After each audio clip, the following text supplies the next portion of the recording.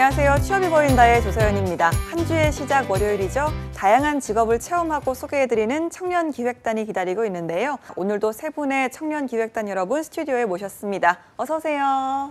안녕하세요. 빵빵 여러분의 취업 내비가 되어줄 청년기획단 박하연, 최하영입니다. 안녕하세요. 김은지입니다. 네, 반갑습니다. 자, 오늘 저희에게 소개해줄 직업은 뭔가요, 은지 학생? 네, 저희는 매일 24시간 향을 맡고 있습니다. 생활 공간에서 풍기는 친숙한 향부터 음식을 먹을 때 느껴지는 맛있는 음식의 향, 그리고 미모를 가꾸어주는 화장품의 향까지 실생활 속에서 향이 안 들어가는 곳이 없다고 할 정도로 세상은 갖가지의 향으로 이루어져 있는데요. 오늘은 이 향을 자유자재로 만드시는 분, 조향사에 대해 소개해드리려고 합니다. 오, 네. 저도 이 조향사라는 직업 요즘 좀 드라마에서도 많이 다뤄지고 있고, 저 평소에 향수를 굉장히 좋아하거든요. 냄새에 또 민감해서. 특히나 저는 좀 그 상큼한 과일 향이라고 하죠. 시트러스 계열을 상당히 좀 좋아하는 편인데, 자, 오늘 직업 기대가 됩니다. 자, 그렇다면 좀 어떻게 오늘의 직업으로 조향사라는 직업을 선택하게 된 건지 이유를 또 한번 들어볼까요? 하연 학생? 네, 최근 향수와 디퓨저를 사용하는 사람이 늘면서 일상에서 향을 접하는 일이 많아졌는데요. 그에 반해 조향사라는 직업을 생소하게 느끼는 사람들이 많다고 합니다. 그래서 저희가 직접 체험해보고 느낀 조향사라는 직업을 자세하게 소개하기 위해 오늘의 직업으로 선택하게 되었습니다. 네, 알겠습니다. 누구나 또 좋아하는 향이라는 게 있잖아요. 저 같은 경우 시트러스를 좋아하는 것처럼 우리 청년 기획단 여러분은 평소에 좀 어떤 향을 좋아하는지 한번 들어볼까요? 은지 학생? 네, 저는 평소에 꽃향을 되게 좋아하는데요. 그래서 뭐 바디워시나 샴푸, 향수 전부 다 꽃향을 주로 사용하는 편입니다. 알겠습니다. 하영 학생? 네, 저도 꽃을 좋아해서 꽃향을 주로 이루는 플로럴 계열의 향수를 자주 뿌리곤 하는데요. 제가 오랫동안 뿌린 향수도 피오니와 장미 향수가 나는 향인데 오랫동안 쓰기에도 좋고 가볍게 쓰기에도 좋아서 늘 사용하고 있습니다. 네, 다들 여성스럽네요. 하연 학생? 네, 저는 좋아하는 향 취향이 되게 확고한 편인데 네. 자몽이나 복숭아 같은 과일 향을 저 굉장히 좋아합니다. 그래서 제가 과일을 좋아하고 즐겨 먹어서 그런지 은은하게 펴지는 과일 향이 그렇게 좋을 수가 없더라고요. 그래서 핸드크림도 사과 향을 쓰고 있고 향수도 자몽 향을 쓰고 있습니다. 저랑 좀 취향이 비슷한 것 같아요. 알겠습니다. 이렇게 좀 매력적인 직업, 조향사 저희가 먼저 영상으로 만나오고 돌아오도록 하겠습니다.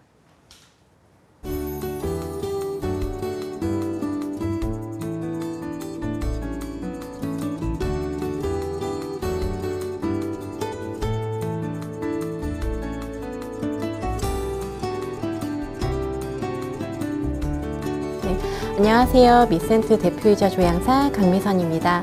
미센트는 향기로운 실험실이라는 컨셉으로 수강생들이 공부하는 장소이자 기업 콜라보로 향기를 개발하는 곳입니다. 조향사는 일반적으로 향수만 만드는 분들이라고 생각을 많이 하시는데요. 국내에서 활동하는 조향사들은 샴푸, 바디워시, 방향제까지 다양한 제품의 향기를 개발하는 사람들입니다. 대학교 2학년 때 선배님이 향료회사에 취업을 했다라는 소식을 들었어요. 그래서 12년 전에는 사실 많이 막연한 직업 중에 하나였는데요. 그 선배님을 통해서 꿈을 키워나갔고 조향을 시작을 하게 되었습니다. 그래서 국내에서 가장 오래된 회사로 입사를 해서 조향을 시작을 하게 되었습니다. 12년 전 당시에는 사실 국내에는 한 곳밖에 없었는데요. 조금 실무와는 좀 먼 듯한 느낌의 조향 스쿨이었기 때문에 조금 더 향료 회사와 화장품 회사 그리고 개인 프리랜서 조향사분들이 조금 더 실무에 가까운 공부를 하고 적용할 수 있는 그러한 학원을 만들고자 했습니다. 향료를 조향사들은 1,300개 정도를 기본으로 사용하고 있습니다. 많게는 5,000개에서 6,000가지까지의 샘플을 가지고 있기 때문에 이러한 향기들을 외워서 어떻게 적용하는가, 인체 내는 어떠한 영향을 끼치는가까지 다 공부를 해야 되는 게 조향사입니다. 그래서 이름을 외우는 게 가장 먼저일 것 같고요. 향료의 이름을 외우면은 그 노트별로 구분을 하게 됩니다. 노트별의 구분에 따라서 목차를 만들어두고 향기를 맞춰서 외우시면 된다라는 겁니다. 그래서 버가못 향기는 이렇구나를 먼저 외우게 된다면 실제 향수를 만들 때 버가못이 1000기준에 몇 %가 들어왔을 때 어떠한 향기를 낸다까지 실험을 통해서 많이 습득을 해야 됩니다. 그래서 한 분의 조향사분이 나오기 위해서는 7년 정도의 시간이 소요된다고 보시면 될 것 같습니다. 하나의 컨셉을 조향하기 위해서는요, 우선 해당하는 이미지를 찾고 있습니다. 이미지가 5개 정도를 찾게 되면은 그 사진들을 보고서는 적당한 향료를 고르고 어떠한 향료를 몇 %를 넣을까를 고민을 하면서 조향을 시작하게 됩니다. 하나의 향은 2종 어코드부터 시작을 해서 3.5점으로 늘려나가면서 향료의 개수를 30가지에서 70가지를 섞는 과정으로 조향을 하게 되는데요. 이미지라는 것을 계속 보면서 조향을 하게 되면 목표가 있기 때문에 조금 더 쉽게 조향을 할 수 있는데 도움이 됩니다. 조향사는 지금 현재는 화학이나 화학공학과 전공이 필수로 이루어져 있고요. 저도 화학과 출신이기 때문에 화학 전공을 해야지만 향료회사나 화장품 회사에 입사하기가 유리하게 되어 있고요. 프리랜서 조향사분들이 준비하기 위해서는 많은 경험과 그리고 많은 스토리들을 엮어서 나만의 향기를 만드는 데 집중하시면 좋을 것 같습니다. 저는 무향을 좀 추구하는 편입니다. 향을 만드는 직업이기 때문에 몸에 많은 향기들이 나게 되면은 작업을 하는데 좀 불편함이 있기 때문에요. 그래서 저는 무향 제품들을 좀 많이 사용하고 있습니다. 화장품도 무향, 립스틱도 웬만하면 안 바르는 편이고요. 향수를 처음 접하는 여자분들이라면은 프루티 노트가 좀 더 가미되어 있는 과일 향이 나는 그런 향수를 추천하고 싶습니다. 난이도가 높아지면 질수록 좀 더 우디하고 파우더리한 그리고 머스키한 노트들을 많이 사용한 제품을 선호하게 됩니다. 그래서 처음 뿌리시는 분들은 시트러스나 아니면 과일 같은 향이 들어간 향을 고르시면 좋을 것 같습니다. 저희가 아무래도 가을에 만났잖아요. 가을의 대표적인 향은 코스모스 향기인데요. 두 분 다 굉장히 영한 느낌으로 분홍색 이미지가 상큼하게 다가오기 때문에 오렌지 꽃과 자스민이 가득 들어있는 코스모스 향수를 만들어서 이렇게 제공하고 싶네요. 취준생 분들은 보통 화장품 회사나 향료 회사에 입사를 원하는 분들이 많을 텐데요. 화학과가 아닌데 갈 수 있나요? 아니면 영어를 잘 못하는데 갈 수 있나요? 라는 분들이 많이 계세요. 향료회사에는 실제 화학과나 화학공학과를 나오지 않아도 입사하는 분들이 많기 때문에 외국어 하나 정도는 열심히 해주시면 좋을 것 같고요. 그리고 면접 자체가 많이 바뀌었습니다. 옛날에는 면접을 화학적인 부분을 질문을 한다거나 합성을 했을 때 촉매 같은 거를 물어보셨다면 요즘은 인성 위주로 많이 보고 있습니다. 같이 식사를 하면서 면접을 본다거나 아니면 많은 대화를 통해서 이 사람이 어떻구나 라는 걸 파악하기 때문에 취준생분들이 조심하셔야 될 부분은 인성을 좀 가다듬고 외국어를 준비하고 화학과나 화학공학과라면 더더욱 좋다라는 거죠. 조향사는 일상을 만드는 마법사입니다. 아침에 일어나서 비누로 세수를 하고 샴푸로 머리를 감고 그리고 방향제를 켜두고 밖으로 외출할 때까지 모든 제품들을 많이 이용하기 때문에 그 일상의 모든 제품들의 향기로 이루어진 것들이 많거든요. 그런 향기들을 만들어 가기 때문에 일상을 만드는 마법사라고 생각이 됩니다. 네, 이렇게 영상을 통해서 직접 좀 조향사분의 이야기를 들어봤는데요. 직접 이렇게 작업 공간까지 가서 만나보고 체험해보니까 평소에 느꼈던 직업에 대한 이미지와는 많이 좀 달랐을 것 같습니다. 자, 첫 느낌은 어땠습니까, 하영 학생? 네, 저는 제 몸에 향기 나는 걸 너무 좋아해서 조향사 분께서는 제가 여태까지 맡아보지 못한 설레의 향이 날 것만 같았는데요. 영상에서도 보였듯이 무향을 선호하신다고 합니다. 작업할 때 불편하기 때문에 무향을 선호하신다고 하신 점이 신기하게 다가왔습니다. 그렇죠. 우리도 좀 향수를 여러 가지 향을 맡다 보면 굉장히 좀 코가 피로해지잖아요. 그래서 좀 무향을 쓰신다는 말이 조금은 이해가 되는 것 같습니다. 은재 학생은 첫 느낌 어땠습니까? 네, 저는 가기 전부터 조향사라는 직업은 향수를 만드는 사람이라는 이미지가 강했는데요. 네. 막상 실제로 조향사님을 뵙고 설명을 들어보니까 향수뿐만 아니라 뭐 우리가 흔히 생각할 수 있는 바디워시나 샴푸, 그리고 뭐 음식이나 과자 같은 데도 모두 조향한 향들이 들어간다고 합니다. 제가 생각했던 것보다 훨씬 많은 곳에서 향들이 사용되고 있어서 신기했습니다. 오, 네, 저도 이제 화장품까지는 생각을 좀 해봤는데 아니면 뭐 우리 생활 속에서 쓰는 각종 그런 제품들 있잖아요. 뭐 그 빨래를 할 때 쓰는 세제라든지 그런 것들에도 향이 다 들어간다고 알고 있어서 그 정도는 알고 있었는데 이 음식물까지 향이 첨가된다는 건 참 놀랍네요. 자, 우리 청년 기획단 여러분이 직접 만든 향도 있다고 들었거든요. 이 부분을 좀 소개를 해주시죠. 네, 저희가 직접 만든 가을향이라는 코스모스 향수인데요. 오. 따뜻하고 산뜻한 향이 너무 좋아서 오늘 스튜디오 오는데도 많이 뿌리고 왔습니다. 네. 네, 저희가 실제로 직접 만든 향수라서 그런지 의미가 깊은 것 같아요. 그렇군요. 아니 뭐 조금 전에 저도 제 시향지를 통해서 이 코스모스 향을 살짝 맡아봤는데 정말 그 가을이 온 것처럼 가을에 좀 바람 맞고 있는 그런 느낌처럼 참 좋다라는 생각이 들었습니다. 자, 직접 좀 만들어 본다는 게 생각만큼 쉽진 않았을 것 같은데 은지 학생 어땠나요? 네, 저는 조향을 해보는 게 처음이라서 어떤 향을 만들어야 될지 어떻게 조합을 해야 될지 몰라서 고민을 많이 하고 갔었는데요. 막상 강미선 조향사님을 뵙고 나니까 저희한테 어울리는 향도 추천해 주시고 또 어떻게 배합하면 되는지 자세히 가르쳐 주셔서 쉽고 재밌게 체험할 수 있었습니다. 네, 생각보다는 쉽고 재밌었구나. 하영 학생 어땠습니까? 네, 저는 조향을 하러 처음 갔을 때 수많은 향료들에 깜짝 놀랐었는데요. 저희가 이 많은 향료들을 잘 조합해서 좋은 향을 만들 수 있을까 걱정이 많았었습니다. 하지만 조향사분께서 옆에서 많이 도와주시고 만드시는 과정을 잘 설명해 주셔서 예. 좋은 향이 나는 코스모스 향을 만들 수 있었습니다. 그러니까요. 지금 이 향을 좀 저희가 이 방송을 통해서 전해드릴 수 있어서 참 좋았을 텐데라는 아쉬움이 들 정도로 지금 스튜디오에 정말 좋은 향이 나고 있거든요. 이렇게 직접 좀 체험해본 직업, 좀 느낀 점이 남달랐을 것 같은데 하연 학생 어땠습니까? 네, 저희가 직접 만든 코스모스 향을 저는 저희 어머니께 선물로 드렸는데요. 향을 맡아보시더니 따뜻한 향이 난다면서 정말 좋아하시더라고요. 그래서 요즘에도 아침마다 뿌리고 나가시는데 그런 모습을 볼 때마다 뿌듯하기도 하고 시중에서 판매하는 향수를 선물하는 것보다는 직접 만든 향수를 선물하는 것도 의미 있는 일이라는 생각이 들었습니다.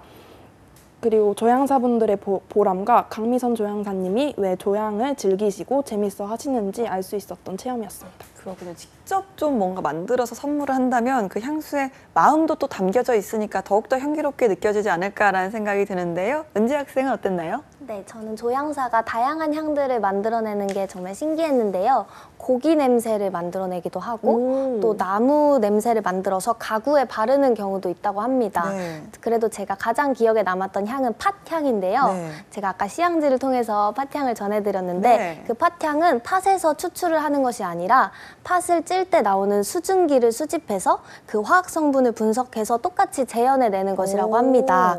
알면 알수록 신기하다는 생각이 들었는데 저는 이번에 취재를 하면서 조향사라는 직업에 완전 푹 빠져버리게 된 것 같습니다. 그래서 전문적인 자격증 과정까지는 어렵더라도 취미 삼아서 조향을 한번 배워보면 어떨까 하는 생각을 하게 됐습니다. 네, 안 그래도 이 팥향이 묻어있는 시향지도 제가 받았는데 그냥 정말 팥 냄새거든요. 이거를 팥이 없이 어떻게 만들 수가 있는지 너무 신기한 것 같습니다. 이렇게 좀 방송을 보시고 이 조향사 저처럼 좀 흥미가 생긴 분들이 많으실 것 같아요. 자, 그렇다면 이 조향사가 되기 위해서는 어떤 준비를 좀 해야 하는지도 우리 친구들이 취재를 해왔다고 들었거든요. 하영 학생. 네, 자격증 시험에 블라인드 향료 테스트가 포함되어 있듯이 가장 먼저 향료에 대한 공부가 필요합니다. 또한 향료를 배합하여 어떤 향을 만들어낼 수 있는지 기록해 나가며 향을 개발하는 것도 가장 중요한데요. 그동안 취재해온 직업군과 마찬가지로 선천적인 능력보다는 전문적인 조향 능력을 갖추기 위한 후천적인 능력도 가미되어야 할 것입니다. 네, 또 이게 화학 전공이라고 하죠. 관련 전공자가 아닌 사람도 배울 수가 있는 겁니까? 네, 학원이나 전문교육기관에서 조향에 대한 기초 지식을 쌓으실 수 있는데요. 최근 기업에서는 기초 지식이나 전공과 상관없이 면접을 통해서 조향사를 선발하는 경우가 많아서 관능 검사라는 후각 테스트를 실시하기도 한다고 합니다. 이 관능 검사를 위해서는 평소에 다양한 향을 맡아보고 구별해보며 기억해내는 연습을 하는 것이 좋을 것 같습니다. 알겠습니다. 자, 오늘은 세상의 향을 만드는 매력적인 마술사 조향사에 대해서 알아보는 유익한 시간이었습니다. 함께해준 청년기획단 여러분 고생하셨습니다. 감사합니다.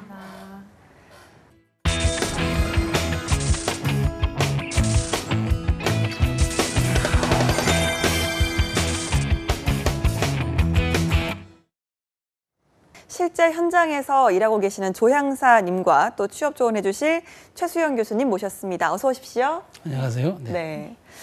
안녕하세요. 저는 미센트 대표이자 조향사 강미선입니다.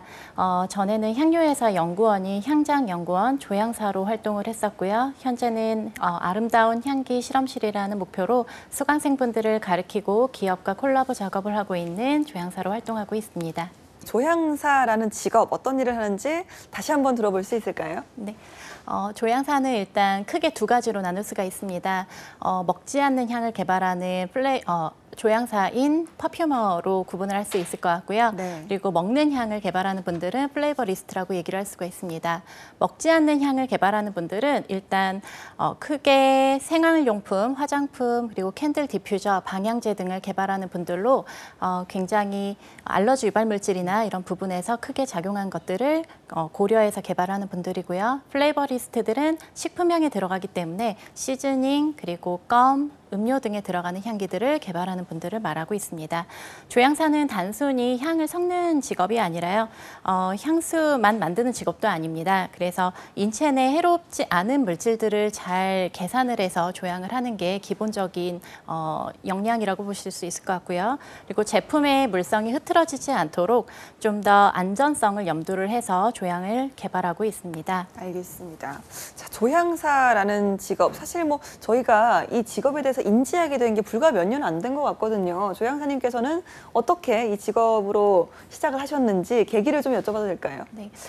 우선 제가 처음 입사를 했던 때는 14년 전이기 때문에 인터넷상으로는 많지 않았을 때였어요. 자료 자체도 찾기가 힘들 때였거든요. 그래서 선배들의 자료로 사실 의지하는 때였던 것 같습니다.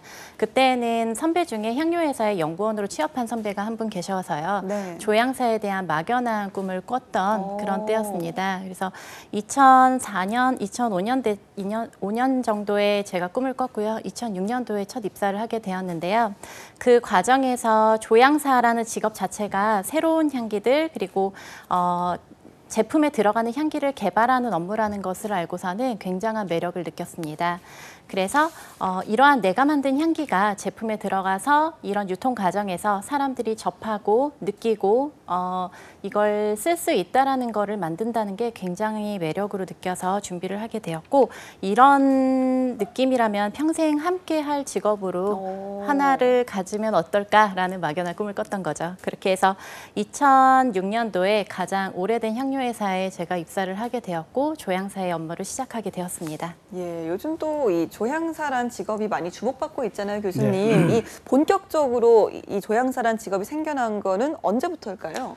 그러니까 사실 이 조향사는 국내에서는 좀 일천하지만 이 유럽으로 가면은 이건 사실 그 중세 이후로 이전으로 올라가는 이제 아주 오래된 직업이죠. 사실 그 향은 권력의 상징이었습니다. 예전부터. 그래서 이제 향신료의 역사가 곧 세계사였듯이 향은 이제 중세 때 특히 이제 15세기부터 이제 쭉 시작이 돼가지고 이제 유럽에서 굉장히 이제 확산이 됐고 또 유럽에서는 사실 이게 가문을 이어서 하는 그 향 산업하는 그 가문들이 많아요. 그래서 조향사는 곧 그 CEO 자리를 이제 예약받는 이제 그런 걸 물려받는 일종의 아주 이 전문성을 인정받지만 또 그 오래된 가업을 잇는 그런 작용도 했는데 하여튼 이제 어쨌든 지금은 뭐 세계적으로도 어떤 향 산업이 지금은 굉장히 많이 본격화되어 있기 때문에 앞으로 조향사라는 직업은 이제 더 이상 낯설지 않은 직업으로 이제 인식이 될 것 같습니다. 예, 또 요즘은 참 많이 인기도 많이 얻는 직업인데, 그렇죠. 자 이렇게 좀 언제부터 조향사라는 직업이 또 인기를 얻기 시작했을까요? 그러니까 이제 이게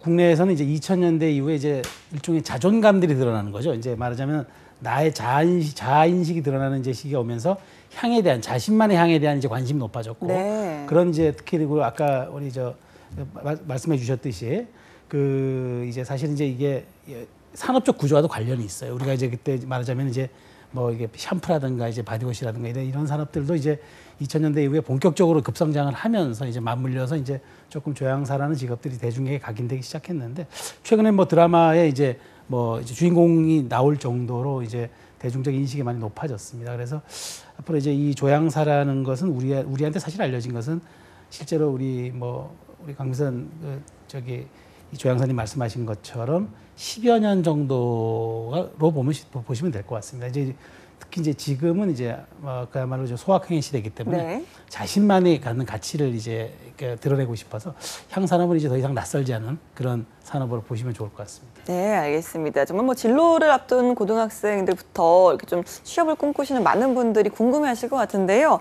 조향사가 되기 위해서는 어떤 과정들을 좀 거쳐야 할까요? 네. 우선 조향사라는 거는 요즘에 향료 회사에서 일하는 연구원들이 조향사라고 대표적으로 얘기할 수 있을 것 같고요. 그리고 대기업에서 향료 담당을 하고 있는 연구원분들이 계십니다. 네. 그리고 최근에는 프리랜서 조향사분들이 굉장히 많이 계시는데요. 이렇게 세 분류로 해서 방법을 알려드린다면은 향료 회사에서 요구하고 있는 기본적인 스펙에 대해서는 화학 전공자와 외국어 우수자를 먼저 뽑을 수가 있습니다. 네. 기본적으로 교육이나 자격증 없이 실무에 바로 적합한 사람들을 뽑아야 되기 때문에 일단 기본적인 화학 전공자를 많이 보는 편이고요. 그런 분들이 인성이 어떠한지가 좀 더 중요한 편입니다. 한 실장님 아래에서 좀 오래 일을 해야 되기 때문에 네. 도자기를 배우듯이 이제 한 스승을 두고서는 일을 하는 경우가 많거든요. 그래서 인성이 좀 중요할 것 같고요. 향료회사 자체 내에서는 그 교육 프로그램이 있기 때문에 학원 등을 다녀서 굳이 배울 이유는 없습니다. 한 명의 조향사를 배출하기 위해서는 7년 이상이 걸리기 때문에 학원에서 3, 4개월 배운다고 해서 크게 작용을 하지는 않는다라는 거죠. 그래서 향료회사에 1,500개 정도의 향료를 다룰 수 있고 많게는 5,000개까지가 있거든요. 여기에 향료 회사에서 다루는 개수보다 적은 100개에서 200개를 배우는 학원이 그렇게 도움이 되지는 않고 있습니다. 네. 대신 이제 경험을 했다 정도에서는 도움이 될 수 있을 것 같고요. 화장품 회사에서 일하는 연구원분들은 사실 공채를 통해서 많이 입사를 하고 있습니다. 대표적으로 아모레파시픽이나 LG생활건강 그리고 애경 등에서는 향료를 직접적으로 다루고 있는 부서가 따로 있습니다. 그래서 이런 분들은 아무래도 공채를 통해서 입사를 하기 때문에 화학 전공자와 그리고 석사 이상의 좀 학위를 좀 갖는 게 좀 더 유리하다고 볼 수가 있습니다. 네. 그 외에는 이제 프리랜서 조향사분들이 계시는데요. 요즘에는 직접적으로 내 제품을 내가 내겠다라는 분들이 굉장히 많아졌습니다. 네. 이런 분들이 아무래도 자기만의 제품을 만들 때 최소한 사람들 몸에 해롭지 않은 제품을 만들고 그리고 제품의 물성 테스트를 직접 할 수 있다라고 하면은 학원을 다니시는 거는 사실 괜찮다라고 생각이 됩니다. 기본적인 식약처나 아니면은 환경부에서 제공하는 자료들을 접목할 수 있는 조향 기술이 가장 필요하기 때문입니다. 이런 부분에서는 조향사 자격증이라는 게 최근에는 많이 따려고는 하는데요. 이런 부분이 국가공인 자격증이라는 부분이 없기 때문에 민간 자격증으로 운영하는 조향사 자격증이 입사에서는 굳이 필요 없다고 생각이 되고 있습니다. 그래서 민간 자격증은 향료회사나 아니면 화장품 회사의 연구원으로 들어가실 분들은 굳이 따실 이유는 없을 것 같은데요. 취득할 분들은 사실 개인적인 프리랜서 조향사로 활동하는 분들은 최소한 나는 이 정도의 공부를 했다라는 정도에서 취득하시는 게 도움이 되실 거라고 생각이 되고 있습니다. 네, 조향사님 정말 차분하게 말씀을 정말 잘해주시네요. 제가 듣다 보니까 귀에 쏙쏙 들어온 것 같은데요. 자, 교수님 또 다른 이 밖에 준비 과정이 또 있을까요? 지금 사실 강민선 조향사님께서 아주 대단히 정확하게 지적을 네. 해주셨고요. 그리고 사실 말씀드린 대로 이 조향사라는 직업은 일종의 그 도제식 직업입니다. 그러니까 네.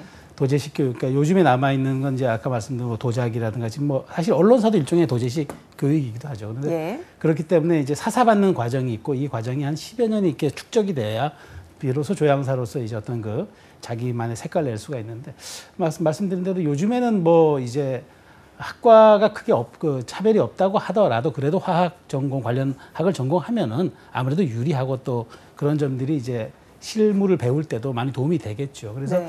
다만 속성을 좀 원하는 분들은 이제 뭐 학원을 굳이 다녀도 되죠. 그런데 말씀하신 대로 그렇습니다. 그래서 뭐 자기 창업을 하거나 네. 내가 어떤 나의 스펙을 드러낼 수 있는 것이 마땅치 않을 때는 이제 그런 것들이 좀 효과적으로 좀 도움이 될 수 있을 것 같고요. 그러나 이제 본격적인 조향사의 길을 내가 일생을 걷겠다고 생각했을 때는 어떤 기업의 취직에서 어떤 쭉 그 길을 전문가의 길을 오롯이 걷는 것만이 자기 자신의 전문성을 함양시키는 뭐 유일한 방법일 수 있겠다 그런 말씀을 드리고 싶습니다. 알겠습니다. 두 분 말씀을 좀 들어보면 이 조향사라는 직업은 사실 뭐 화학적인 소양도 분명히 필요하고 연구원으로서의 역할도 하지만 무엇보다 창작 예술을 하는 어떤 장인 정신이 참 중요하지 않나라는 생각이 드는 것 같습니다. 아까 조향학원에 대해서 잠깐 말씀을 해주셨는데요. 이런 학원에서 배워도 조향사로서 활동하는데 어려움은 크게 없나요? 사실 전공자가 아닌 분들이 많이 향료회사의 연구원으로 활동을 하고 계십니다. 네. 그러니까 디자인을 공부하셨는데 향료회사의 연구원으로 활동을 한다거나 아니면은 화장품 학과를 나오시긴 했지만 3년제, 2년제인 분들도 향료회사의 연구원으로 활동을 하고 계시기 때문에 네. 이런 학원에서 배운 부분이 어느 정도 작용을 할 수는 있다고 생각은 되고 있습니다. 네. 하지만 기본적으로 요즘에는 조향사에 대한 직업이 굉장히 인기가 많아지면서 여기에 입사 지원을 하시는 분들이 굉장히 많아졌다는 거죠. 네. 그래서 이런 많은 분들 사이에서 내가 차별화 전략을 줄 수 있다라고 한다면은 첫 번째는 화학 전공자가 가장 중요할 것 같고요. 두 번째는 외국어 우수자인 분들이 그래도 서류 전형에서 좀 더 유리하지 않을까 싶습니다. 그리고 세 번째로는 사실 이 학원이라는 부분이 경험을 했다 정도에서 도움이 되는 회사들이 종종 있습니다. 그러니까 향료회사 중에서 굉장히 오래된 회사들은 본인들이 가르치려고는 하지만 최근에 만든 향료회사에서는 그래도 이제 기술력이 많지는 않기 때문에 기본적으로 배운 분들을 뽑으려는 추세가 좀 있습니다. 알겠습니다. 그 외에는 이제 개인 사업자인 분들은 아무래도 배울 곳이 많지는 않기 때문에 식약처나 환경부의 기준 그리고 유럽 기준에 대해서 좀 배우기 위해서는 학원을 좀 다니시는 게 도움이 되지 않을까 싶습니다.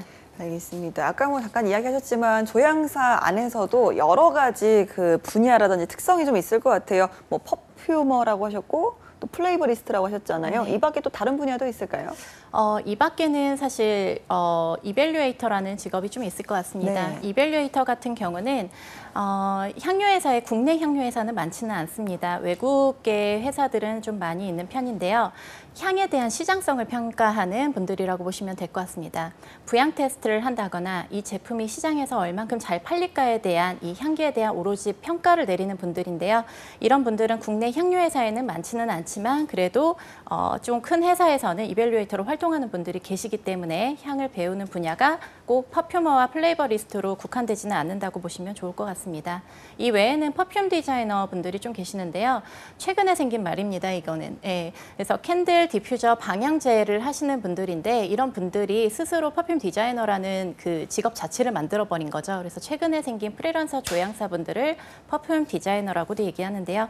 이런 분들은 자기 자신의 제품을 개발하고 판매하는 분들 그리고 유통하는 분들을 얘기를 하고 있습니다. 이런 분들은 좀 더 자세한 공부를 하면 더 도움이 되는 부분들인 거죠. 네. 알겠습니다. 뭐 관련 전공자가 아니어도 된다라고 하셨는데 이런 좀 전공을 따로 이렇게 좀 배우지 않아도 이런 공방을 운영하는 퍼퓸 디자이너 이런 직업은 좀 전망이 어떨까요, 교수님?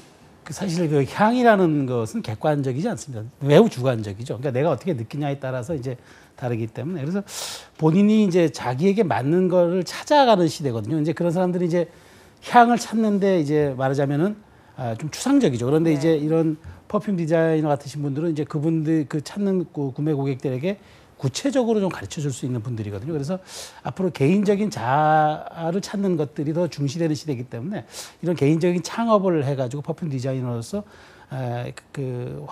시장이 더 확산될 가능성이 매우 커 보이고요. 그런 점에서 이제 이런 분들이 이제 조금 자기 경쟁력을 가지고 좀 전문성을 함양하면서 계속 가신다면 이 부분에 대한 시장 전망은 그렇게 어둡지 않다라고 말씀을 드릴 수 있겠습니다. 자, 오늘은요, 이 조형사라는 직업에 대해서 깊이 있는 조언을 들어봤는데요. 함께해 주신 최수영 교수님 그리고 강미선 조향사님 고맙습니다. 감사합니다. 감사합니다. 네, 저희는 잠시 쉬었다가요. 2부에서 다시 돌아오도록 하겠습니다. 어디 가지 마시고요. 채널 고정!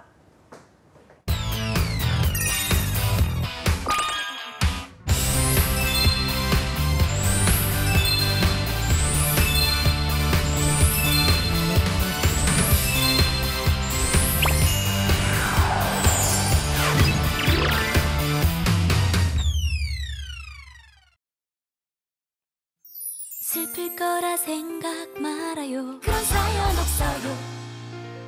불편할 거라 생각 말아요. 그런 사연 없어요. 힘들 거라 생각 말아요.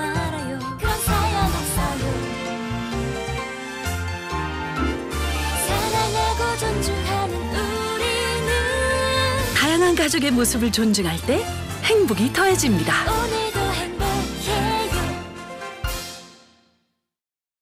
요즘 취업이 하늘의 별 따기인데 급여 몇 달 밀리는 게 어때서 그래? 주휴수당? 난 옛날에 그런 거 안 받고 일했는데 난 그런 거 몰라. 일 못하면 돈 안 주고 자라는 게 당연한 거 아니야? 근로계약서 안 쓰면 퇴직금 안 줘도 돼. 이렇게 임금을 고의적으로 안 주고 버티는 사장님들, 이건 웹툰의 가상 스토리가 아닙니다. 아시죠? 고의적 임금 체불은 처벌받을 수도 있다는 거. 사업주와 근로자 서로가 신뢰받는 임금 체불 없는 사회, 모두가 바라는 내일입니다. 체불 말고 지불!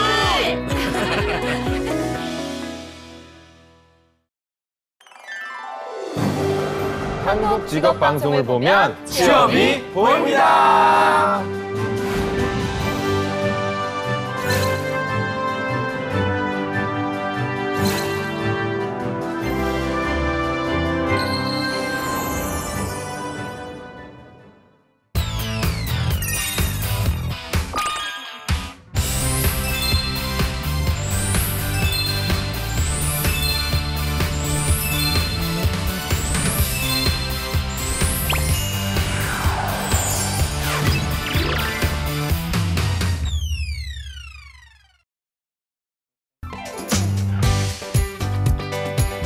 안녕하세요. 취업이 보인다의 조서연입니다. 한 주의 시작 월요일이죠. 다양한 직업을 체험하고 또 소개해드리는 청년기획단이 간다 시간 준비되어 있습니다. 오늘도 두 분의 청년기획단 여러분들과 함께합니다. 어서 오세요. 안녕하세요.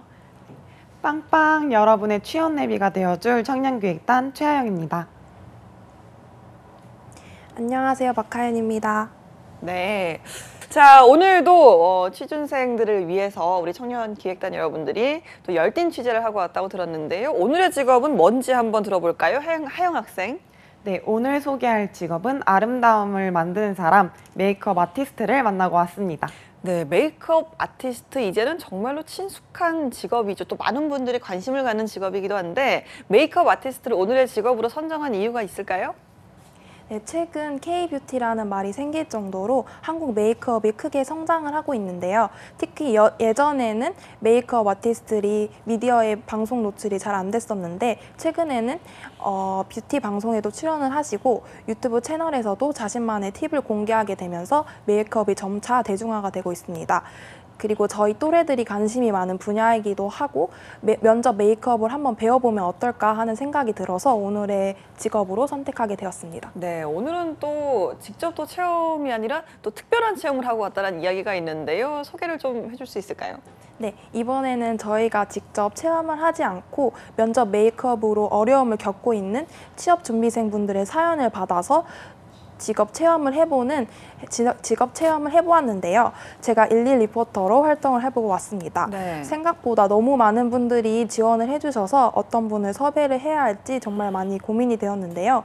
사연을 보내셨지만 체험을 하지 못했던 분들은 저희가 다양한 메이크업 고민을 해결하기 위해서 열심히 촬영을 했으니까요. 이 방송을 보시면서 면접을 준비하시면 큰 도움이 될 거라고 생각을 합니다. 알겠습니다. 면접하면 일단 그 메이크업 걱정을 많이들 하잖아요. 그리고 또 곧 있으면 졸업식이다 보니까 졸업 시즌에도 또 예쁜 메이크업 많이들 고민하시는데 오늘 방송 보시고 많은 분들이 좋은 정보 얻어 가셨으면 좋겠습니다. 자, 그렇다면 오늘의 직업 메이크업 아티스트 먼저 화면으로 만나보고 돌아오도록 하겠습니다. 안녕하세요. 마음을 메이크업하는 남자 메이크업 아티스트 임천수입니다. 메이크업 아티스트가 하는 일을 쉽게 설명해 주실 수 있나요? 네, 메이크업 아티스트는 우리 여성들에게 또 뭐 남성들도 뭐 포함을 해서 아름다움이 필요한 곳에 뭐 일을 하시던 간에 뭐 추억을 쌓으시던 간에 아름다움을 추구하는 곳에 메이크업 아티스트가 꼭 필요하다고 생각을 하고요. 그게 또 하는 주된 일이라고 생각을 합니다. 메이크업 아티스트를 꿈꾸게 된 계기가 있으신가요? 꿈꾸게 된 계기는 처음에 고등학교 때였던 것 같은데 진로 고민을 할 때 기술을 좀 배워야겠다. 근데 과연 내가 어떤 기술을 하면 도움이 될까를 생각했는데 예전부터 어머니 머리 빗겨주고 그런 화장하시는 모습에 관심을 많이 가지고 있었었는데 그런 거를 좀 감안했을 때 미용 기술을 좀 배우면 도움이 되지 않을까?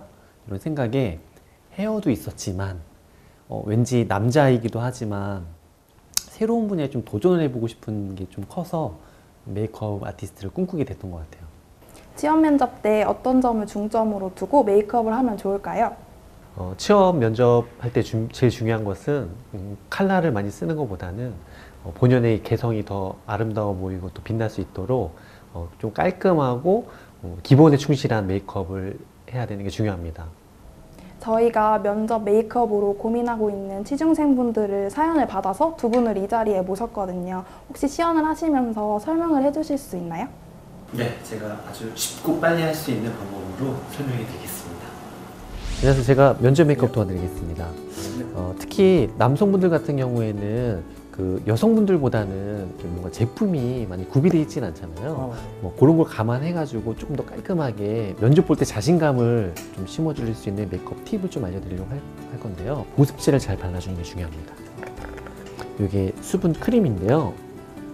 보습만 잘 돼 있어도 피부에 생기가 살아나요. 뭐 붉은기가 있으시거나 스팟을 좀 가리고 싶다 하시면은 자외선 차단제를 바르시잖아요. 색깔 있는 걸 한번 발라보시는 거예요. 이렇게 티슈로 마지막에 눌러주시면 유분기를 깔끔하게 잡으실 수가 있어요. 남자분들의 이제 눈썹을 그릴 때는 별거 필요 없습니다. 연필 하나만 있으면 돼요. 빈 부분을 사이사이를 연필로 한 올 한 올 심어주시면 없던 눈썹이 생깁니다. 자, 이때 그리다 보면 좀 진해질 수도 있잖아요. 그러면 이게 이제 스크류 브러쉬라고 하는 건데 빗이기도 하면서요 지우개 역할을 해주는 거예요. 그러면 흐트러진 눈썹을 빗질을 하면서 잘 빗어주시고요. 그러면 눈썹이 이렇게 빗질만 잘 돼 있어도 되게 깔끔한 이미지를 주실 수가 있거든요. 네, 이렇게 해서 면접 메이크업을 완성했습니다. 면접 메이크업에서 어떤 부분이 제일 고민이세요? 어떻게 하면 눈매를 또렷하게 만들면서도 가장되지 않은 아이 메이크업을 할 수 있을까요? 가장 먼저 자기 그루밍 안에서 내가 가지고 있는 개성이 돋보이는 게 되게 중요하거든요. 그래서 속눈썹 뷰러를 먼저 찍고 시작하도록 하겠습니다. 특히 이제 면접 메이크업에서는 이런 내 거를 좀 단점을 보완하기보다는 내가 갖고 있는 예쁨을 좀 표현하는 게 조금 더 효과적이거든요. 일단 눈썹에서 중요한 거는 많이 튀지 않는 컬러로 그 색깔을 좀 균일하게 해주는 게 중요하거든요. 너무 진하지 않은 브라운 계열의 컬러로 색깔에 좀 통일성을 주고 있는 거예요, 지금 눈썹이. 또렷한 눈매는 그 면접 메이크업에서도 굉장히 중요한 포인트이기도 한데요. 이제 여성분께서는 꼬리만 그리는 것도 하나의 방법이거든요. 훌륭한 부분이 있으면 선으로 만들어주시고 아이섀도우를 한번 발라보도록 할 건데요. 컬러를 너무 비비드한 컬러를 쓰시는 것보다는 또 적당한 화사함도 필요하기 때문에 저는 내추럴 골드 브라운을 한번 사용해 보도록 할 건데요. 메이크업이 조금 더 돋보일 수 있게끔 또렷한 그 눈매만큼은 그 면접에서는 포기할 수 없는 부분이거든요. 마스카라를 한번 해보도록 하겠습니다. 마스카라를 빗질하듯이 사이사이 밀어 넣고요. 이 블랙 마스카라의 이 색깔을 자기 래쉬에 꼼꼼하게 묻혀주는 게 테크닉이에요. 이렇게 한 올 한 올 놓치지 말고 꼼꼼하게 마스카라를 빗질해 주시는 게 자연스럽고 또렷하고 메이크업의 완성도를 높여줄 수가 있습니다. 여기 특히 이제 그런 광대라든지 얼굴에 윤곽을 잡아줄 수 있는 거는 볼터치 치크를 또 활용하는 거거든요. 자, 이제 립을 한번 발라볼 건데요. 컬러를 너무 튀는 컬러보다는 혈색이 내 입술에서 은은하게 발색이 될 수 있는 컬러를 선택하시는 게 좋고, 제일 중요한 거는 좀 건조해 보이지 않게끔 표현하는 거 포인트일 것 같습니다.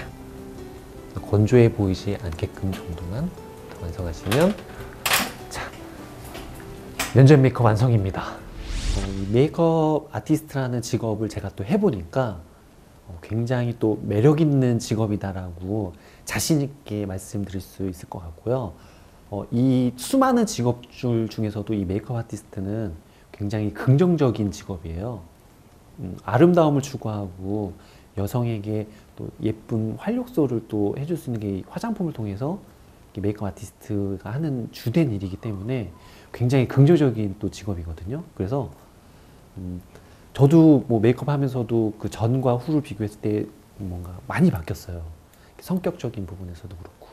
그렇기 때문에 준비하실 때 대중적이기도 한 직업이기도 하면서 화장품이 뭐 이렇게 근접해 있으면서 또 할 수 있는 직업이기도 한데 그만큼 좀 약간 대중성을 가지고 있는 직업이지만 많은 사람이 또 쉽게 또 할 수 있는 직업이기도 하기 때문에 좀 자기 관리를 좀 열심히 좀 해야 한다라는 생각을 좀 가지면서 이 직업을 준비를 하시면 분명히 빠른 시일 안에는 분명히 이제 기술이다 보니까 자리를 못 잡겠지만 초반에만 그런 자기 관리를 통해서 이 직업에 또 선택을 하신다면 분명히 좀 행복한 라이프를 좀 즐기실 수도 있지 않을까 생각합니다. 응원합니다.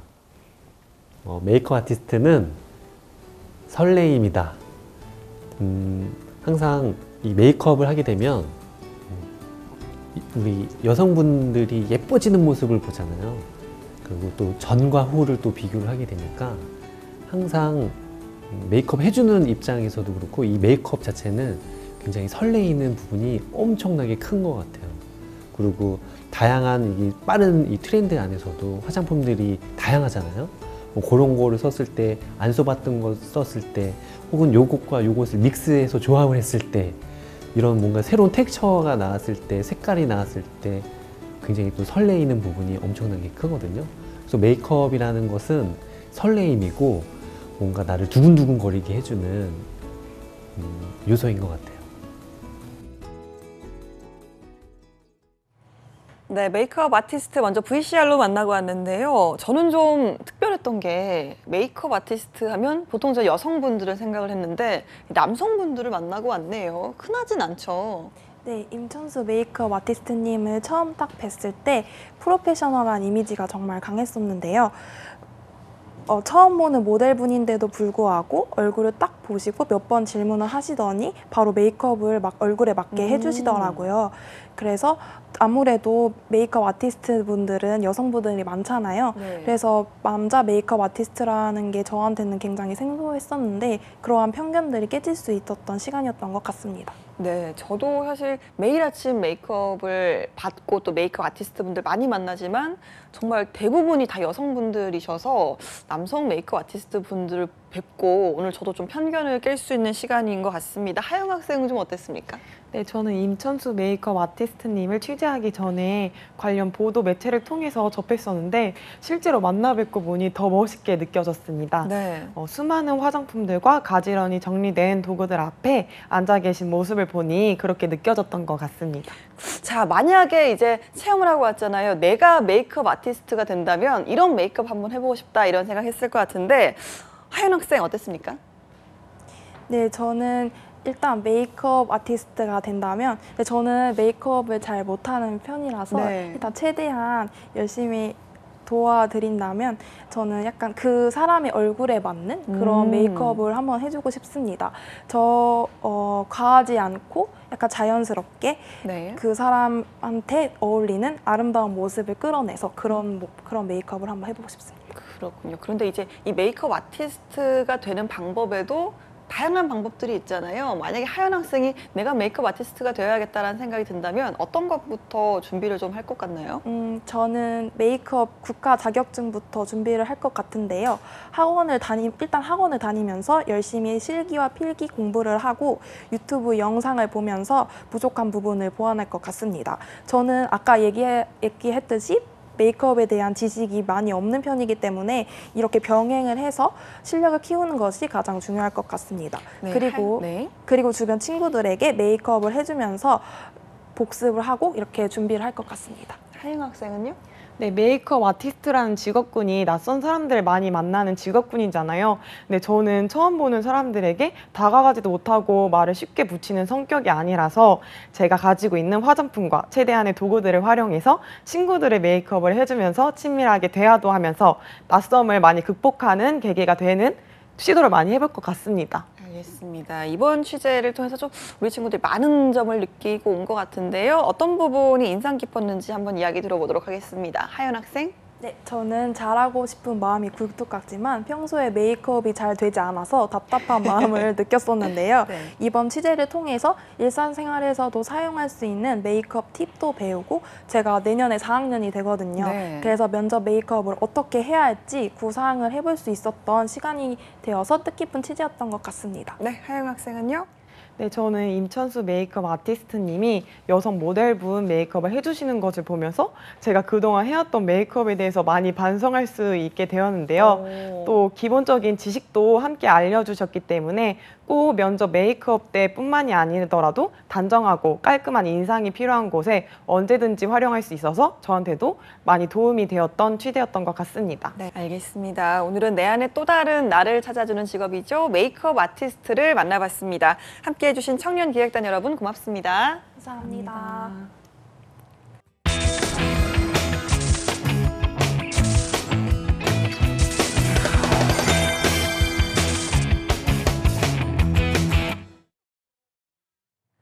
네, 2부에서는요, 보다 자세하고 또 전문적인 이야기를 위해서 실제 현장에서 일하고 계시는 메이크업 아티스트 분들과 함께 이야기 나눠보도록 하겠습니다. 임천수, 정은주 메이크업 아티스트님, 또 취업 지원해주신 최수영 교수님 모셨습니다. 어서 오십시오. 안녕하세요. 안녕하세요. 네, 임천수, 정은주 메이크업 아티스트님 반갑습니다. 네, 반갑습니다. 먼저 간단하게 소개를 좀 부탁드릴게요. 네, 안녕하세요. 마음을 메이크업 하는 남자 임천수입니다. 저는 글로벌 코스메틱 브랜드 맥에서 한 5년 정도 근무를 했었고요. 프리랜서로 이제 전향을 해서 서울 패션위크에 또 많은 패션쇼를 또 참여를 하고 지명 광고라든지 기업 뷰티 클래스 또 이제 다양한 코스메틱 브랜드하고 협업을 해서요 메이크업 행사를 또 진행을 하고 있고요. 네. 이제 현재는 립바이 메이크업 스튜디오를 운영하고 있으면서 되게 찌끔해요. 네, 그래서 대학교에서 이제 후배 양성을 좀 하고 있습니다. 많은 일을 하셨네요. 네, 정은주 아티스트님. 네, 안녕하세요. 메이크업 아티스트 정은주입니다. 저는 현재 청담동의 헤어 메이크업 뷰티 전문 샵에서 메이크업 원장을 맡고 있고요. 그리고 화보 촬영, 광고 촬영, 뷰티 클래스 다양한 분야에서 열심히 활동을 하고 있습니다. 네, 알겠습니다. 요즘 제가 일부에서도 이야기를 했지만 메이크업 아티스트 상당히 인기 있는 직업이잖아요. 네. 근데 두 분 같은 경우는 그 전부터 활동을 해오셨고 어떤 계기로 이쪽 일을 하시게 됐는지 먼저 계기를 좀 여쭤볼게요.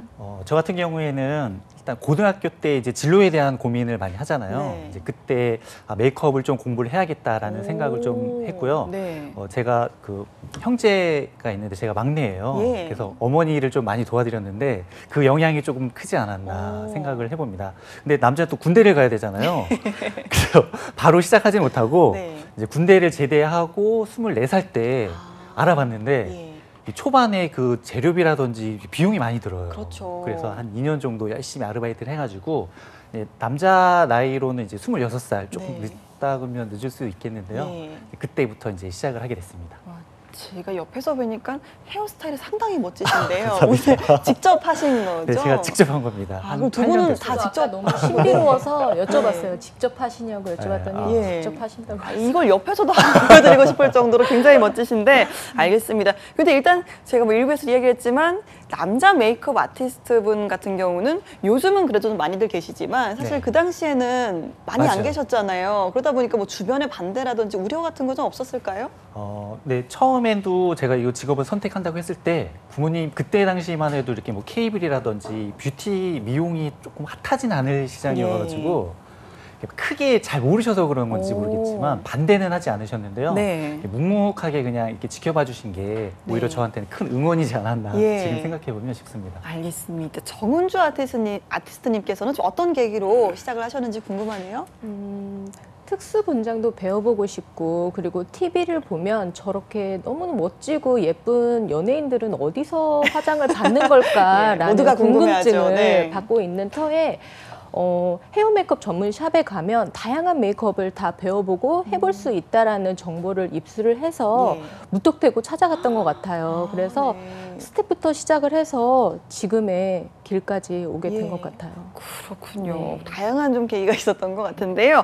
교수님 요즘은 임천수 아티스트님도 그렇지만 간호사 또 유치원 선생님 이렇게 좀 여자분들이 많이 계시는 직업을 금기를 깨는 분들이 많이 계시잖아요. 네, 그렇죠. 사실 최근 영국에서는 그 보모까지 이제 그 국가가 지원하는 대학을 졸업해가지고 나왔던 사례가 해외 토픽에서도 한번 나온 적이 있는데 사실 이제 그 보모 정도가 이제 토픽에 나올 정도면 나머지 직업들은 이제 뭐 굉장히 일반화되었다 이렇게 봐야 되겠는데 지금 아까 임천수 대표님 말씀하신 것처럼 본인이 시작할 때는 굉장히 말하자면 진입 장벽이 높았을 겁니다. 남성으로서는. 그러나 최근에는 이제 뭐 한 15% 정도 이렇게까지 많이 확산이 됐고요. 좀 앞으로 점점 더 남녀 간의 직업적 장벽이 없어지지 않습니까? 뭐 여성이 남성의 이제 그 직업군으로 직업하는 것이 많은 것처럼 앞으로 여기도 이제 남성의 그 진출이 상당히 늘어날 그런 전망이고요. 또 남자들은 또 남자에 대한 또 여성만의 여성의 감성이 있겠지만 남자들은 또 남자들만의 또 장점이 있기 때문에 이런 메이크업 아티스트 분야에서도 상당히 좀 많은 그 진출이 있을 것으로 생각이 됩니다. 글쎄요, 여러 가지 과정이 있겠지만 보통 우리가 좀 생각할 수 있는 교육 과정이 있다면 어떤 것들이 있을까요? 네, 정말 그 미용 같은 경우에는 선택의 폭이 되게 넓은데요. 그 10대 때는 그 고등학교부터 미용 고등학교를 선택하실 수가 있어요. 예, 맞아요. 그리고 이제 지금은 국가 자격증으로 이제 나라에서 인정을 해주는 자격증이기 때문에 뭐 10대 때는 미용 고등학교를 선택하실 수도 있고, 20대 때는 이제 학사 과정을 통해서 뭐 4년제라든지 2년제 이제 학사 과정을 통해서 이제 자격을 취득할 수 있으실 것 같고요. 또 이렇게 다른 외부 일을 또 하시다가 나는 진짜 예전부터 미용을 너무 하고 싶었다 하면 이직을 하실 수가 있잖아요. 그러면 나라에서 이제 국비 지원을 또 해줍니다. 그러면 또 자격을 또 전문 자격을 취득하실 수가 있기 때문에 이런 과정을 통해서 쉽게 또 메이크업 아티스트로 전향하실 수도 있습니다. 네, 사실 메이크업 아티스트라는 직업 자체가 기술을 요하는 전문직이잖아요. 그렇죠. 그러다 보니까 뭐 학사 이야기도 하셨지만 이런 대학에서의 교육 과정이 좀 필요할까요, 교수님? 아무래도 뭐 대학을 나오면 전문성 함양에는 좀 아무래도 유리하겠지만 그러나 이제 이것이 어쨌든 현장에서 자기의 기술과 자기의 이제 능력으로 평가받는 직업군이기 때문에 뭐 실업계 고등학교에서 이제 뭐 미용 분야를 할 수도 있고 그다음에 전문대학이나 4년제 대학에서 아까 우리 임천수 대표님 말씀하신 것처럼 뭐 코디 메이크업, 미용 그다음에 분장학과, 분장예술학과 뭐 피부 미용학과 등 이제 미용 관련 학과를 졸업하면 아무래도 유리한 측면은 있습니다. 그리고 이제 뭐 꼭 그 학교를 다니기가 이렇게 여의치 않다 그러면은 사설 학원에 다니거나 뭐 뷰티 아카데미 등을 통해 관련 기술을 쌓아가지고 현장에서 전문 메이크업 아티스트의 보조원으로 활동하다 가는 경우도 있어요. 이른바 이런 도제식 교육이라고 그러는데 현장에서 1대1로 배워가면서 쌓는 또 능력은 또 상당히 또 사실 실무적으로는 또 빛날 수가 있고 또 굉장히 축적된 자기만의 노하우를 가질 수가 있기 때문에 뭐 일단 뜻만 있고 의지만 있다 그러면은 배울 수 있는 길들은 상당히 열려 있다 이렇게 보시면 되겠습니다. 자격증 같은 것도 꼭 취득을 해야 될까요? 네, 아무래도 근데 자격증은 이제 국가 자격증은 있죠. 일반 미용사 자격증과 피부 미용사 자격증이 있기는 한데 반드시 필수적인 요소는 아닙니다. 그러나 아무래도 이것을 해 놓으면은 나의 라이센스가 되기 때문에 취업에도 유리하고 아무래도 이제 본인이 뭐 자기가 샵을 운영한다 할 때도 내세우기가 좋긴 합니다만은 반드시 뭐 필수 불가결한 요소는 아니다. 이 말씀을 드리고 싶습니다. 알겠습니다. 정은주 원장님 같은 경우는 어떤 과정을 거치셔서 지금까지 오셨는지 궁금합니다. 저 같은 경우에는 어릴 때부터 미술 쪽에 굉장히 욕심이 많았었어요. 재능이 뭐 많다라는 얘기도 많이 들었는데 그 미술 쪽에 흥미를 많이 느꼈고 그리고 대학교를 진학을 결정해야 되는 시기에 메이크업이 배워보고 싶어서 메이크업 전공을 하게 되었어요. 그리고 나서 졸업을 한 후에 메이크업 전문 샵에 입사를 하고 나서 수여 년간의 그 여러 가지 현장 경험들로 인해서 재능과 이런 여러 가지 감각을 키우며 다져져서 지금의 자리까지 열심히 오게 됐던 것 같아요. 그러니까 바로 아티스트가 되는 경우보다는 거의 대부분 분들이 현장에서 좀 실무 경험을 쌓으시는 것 같은데요. 글쎄요, 어느 정도로 경험을 쌓아야 아티스트가 될 수 있을까요? 제 생각에는 이게 그 개개인마다 차이가 좀 있을 수 있을 거예요. 기술직이다 보니까. 근데 이 기술을 좀 습득하는 데는 조급함만으로는 얻어지는 게 아니기 때문에 뭐 짧게는 한 5년에서 그래도 한 분야에서는 10년 정도 이상은 꾸준히 하셨으면 그래도 우리 전문가들 사이에서 이제 인정을 받을 수 있는 기회가 좀 생기지 않나 생각을 해봅니다. 근데 사실 그 인정이라는 게 어떤 성과, 스펙이라고 하죠. 그런 것들이 좀 있어야 받을 수 있을 텐데 뭐 아까 자격증 이야기도 좀 했지만 어떤 부분에서 결과를 좀 내야 인정받을 수 있는 걸까요? 이 메이크업에서 특히 우리나라에서 스펙을 쌓는 데 도움이 좀 된다면 약간 공인된 분들과의 작업을 하시면 도움이 많이 돼요. 뭐 흔히 이제 우리가 많이 알고 있는 연예인분들, 뭐 TV에 나오시는 또 언론 매체, 그다음에 뭐 이런 잡지사를 포함해서 그리고 또 공인된 기관들과의 일을 하면 분명히 자기 스펙에 도움이 많이 됩니다. 그래서 기회를 찾아서 이런 분들과 작업을 많이 하셨으면 좋겠습니다. 알겠습니다. 요즘은 뭐 방송에도 정말 출연을 많이 하시고요. 다양한 분야에서 메이크업 아티스트 분들이 활동을 하시는 것 같은데요. 어떤 분야들이 있을까요, 교수님? 굉장히 많죠. 그 뷰티, 웨딩, 뭐 무대, 광고, 그다음에 이제 뭐 포토, 패션 분야도 다 가능하고요. 그리고 이제 좀 말씀하신 것처럼 이제 연예인이나 유명인 전속의 아티스트로도 활동할 수가 있거든요. 그러니까 최근에 이제 이렇게 자기를 가꾸거나 자기를 포장하지 않고 외부에 노출하는 경우는 없지 않습니까? 그러니까 결국은 요즘엔 이미지 자체가 메시지이기 때문에 앞으로 이런 분야는 더 확산이 될 거고 그리고 작지만 디테일하게도 굉장히 많은 분야로 뻗어나갈 가능성이 있는 그런 직업으로 보시면 되겠습니다. 정은주 아티스트님께서 여기에 또 추가를 하자면 어떤 분야들이 있을까요? 방송 채널의 다양성으로 인해서 많은 연예인들이 메이크업을 찾게 되었고 방송 메이크업, 뭐 화보 메이크업, 신부 메이크업, 아니면 메이크업 관련 뷰티 클래스, 아니면 뭐 유튜버 활동 이런 것들로 인해서 다방면으로 메이크업에 대해서 폭넓은 그런 활동 영역이 넓어졌다라고 생각을 해요. 그래서 앞으로도 메이크업은 더 다양하게 많이 활용이 될 것 같습니다. 메이크업 아티스트 분들 모시고 직업 이야기하고 있는데요. 교수님, 메이크업 아티스트 앞으로의 전망 좀 어떻습니까? 네, 아까 우리 정은주 원장님 말씀 주셨는데 AI 시대에도 살아남을 직업군의 탑10이다. 아마 굉장히 함축적으로 저는 표현해줬다 이렇게 말씀드리고 싶은데 그러니까 앞으로 자신의 표현에 대한 요구는 굉장히 늘어날 겁니다. 굉장히 늘어나고 또 다양해질 거기 때문에 거기에 맞는 이제 그 수요가 더 늘고 관심도 높아질 거라 생각하고 해서 어떤 이게 앞으로는 이제 표현의 시대이니까 이 분야의 직업은 더 확실하게 전망이 있을 거다 말씀드리고 싶습니다. 알겠습니다. 끝으로 두 분의 앞으로의 목표 또 계획이 있다면 한 말씀씩 들어보도록 하겠습니다. 임 대표님? 네, 저는 뭐 유명한 아티스트가 되기 위해 노력하는 것보다는 약간 실력 있는 아티스트가 되기 위해서 노력을 많이 할 거고요. 제 자리를 꾸준하게 지키고 있으면 그 메이크업 저를 또 필요로 하는 분들이 찾아오셨을 때 제가 항상 그 자리에 있으면 보답을 해드리는 거라고 생각을 해요. 그래서 좀 실력 있는 아티스트가 되기 위해서 꾸준히 자기 개발하고 이 자리를 좀 기복 없이 지키도록 노력하도록 하겠습니다. 알겠습니다. 정 대표님? 네, 저는 후배들에게 좋은 멘토가 되기 위해서 많은 노력을 하고요. 그리고 현재의 모습에 안주하지 않고 앞으로 더 발전된 노력을 많이 하는 메이크업 아티스트가 되도록 하겠습니다. 알겠습니다. 오늘 귀한 시간 내주신 임천수, 정은주 메이크업 아티스트님 그리고 조언해주신 최수영 교수님 여기서 인사드리도록 하겠습니다. 고맙습니다. 감사합니다. 네, 취업이 보인다. 오늘 준비한 내용은 여기까지입니다. 저희는 내일 오전 11시에 다시 찾아오도록 하겠습니다. 함께해 주신 여러분 고맙습니다.